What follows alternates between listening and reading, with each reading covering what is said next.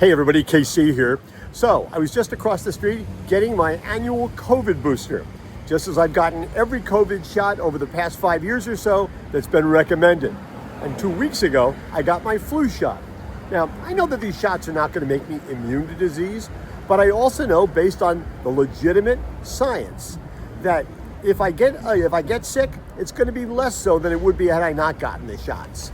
Now listen, I'm telling you this at least in part because I've advocated a lot for vaccines over the past few years on Morning Newsbeat, and I think it's important to let you know that I'm willing to put my arm where my mouth is.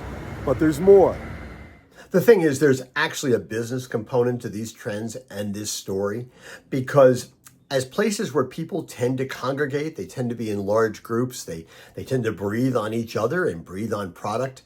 Retail stores, especially food stores, run the risk of becoming a kind of nexus for whatever contagions happen to be out there, especially if current attitudes persist. This could affect your employees, could affect your customers, and could affect your bottom line. There was an interesting story in yesterday's Boston Globe that went like this. Amid a swirl of misinformation and vaccine skepticism espoused by Robert F. Kennedy Jr., the nation's health secretary, recent polls paint mixed pictures of the anxieties American parents are feeling about vaccinating their children. Fewer Americans today consider childhood vaccines important, according to a recent Gallup poll, with 40% saying it is extremely important for parents to have their children vaccinated, down from 58% in 2019. Yet a Kaiser survey last month found large majorities of parents, roughly 90%, have positive views of some long-standing childhood vaccinations, such as for measles, mumps, and rubella and polio, saying it's important for children in their communities to receive them.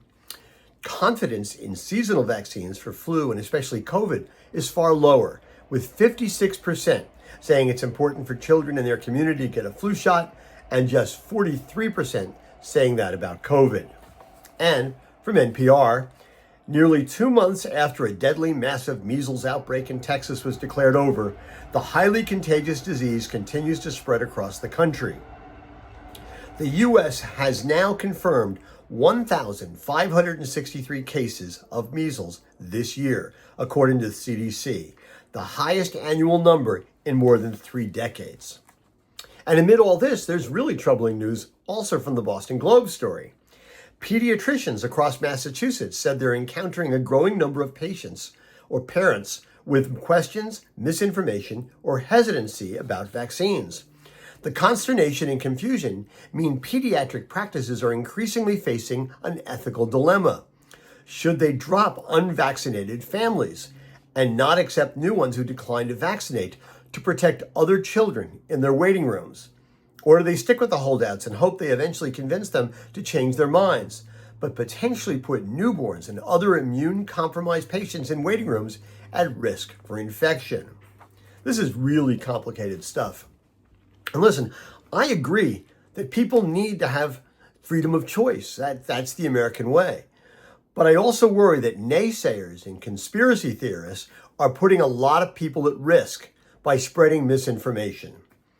Listen, there's not much I can do about other people.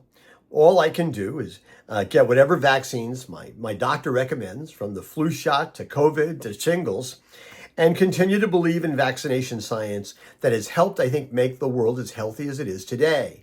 Oh, I can also talk about it here, which is what I'm doing. But here's the deal. If you don't trust me, trust the President of the United States.